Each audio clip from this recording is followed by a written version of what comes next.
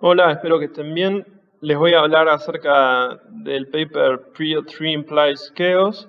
Entonces, como introducción, les voy a mencionar que existen tres tipos de movimiento mecánico. Está el movimiento estacionario, el periódico y el caótico. Los dos primeros tipos de movimiento los conocemos bien, y el movimiento caótico es el que no es predecible a largo plazo. Un ejemplo claro de la naturaleza es el ejemplo de la meteorología. Entonces le voy a presentar el problema de una manera más formal. Supongamos que tenemos una sucesión f que va del intervalo j en el intervalo j y definimos la sucesión x u n más 1 es igual a f de x u n, donde un ejemplo podría ser que x u n fuera la cantidad de árboles que nacen un año dado y que la cantidad de árboles que nacen ese año venga dado por la cantidad de árboles que nacieron el año anterior. Entonces, un ejemplo del estudio de esta sucesión es un estudio que hizo Lorenz, donde no observamos ninguna periodicidad. Cuando arrancamos de punto, x0 es igual a un medio. Y las preguntas naturales que surgen es, ¿podemos garantizar que existan puntos periódicos? Y la otra es, ¿podemos a partir del comportamiento de un punto periódico estudiar el de otros? Entonces, estas preguntas fueron las que intentaron resolver de alguna manera en el paper.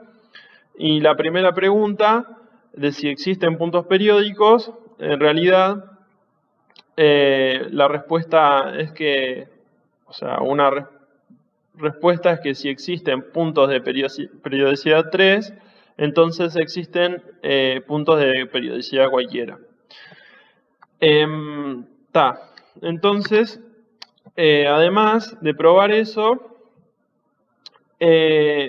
lo otro que probaron es que existe un conjunto no numerable de puntos no periódicos en el intervalo j, tal que dos puntos de S, que es el conjunto no numerable, para dos puntos cualquiera de S, las sucesiones no se acercan en el infinito, que es lo primero que dice, y después las sucesiones tienen sus sucesiones que se acercan en el infinito, y después la parte que ahí dice B, dice que el conjunto S está formado por puntos no asintóticamente periódicos.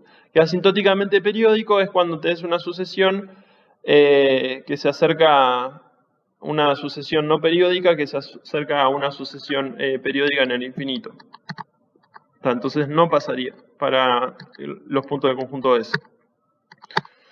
Entonces, lo siguiente es que les voy a hablar es acerca del estudio de puntos a partir de puntos que están cercanos a puntos periódicos.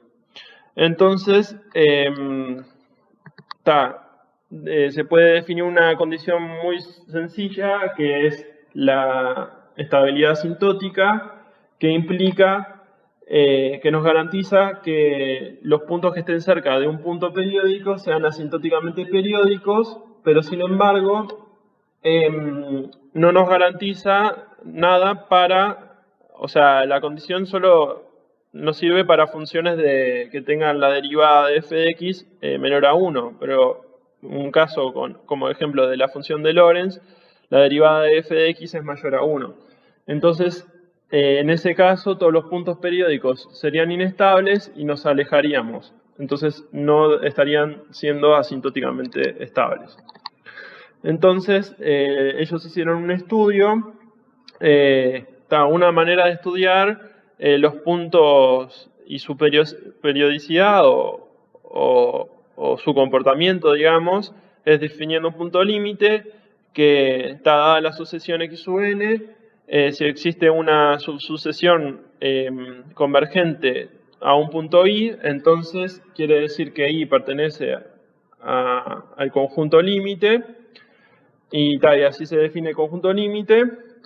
Y el conjunto límite se puede estudiar a partir de una función que se llama phi, que habla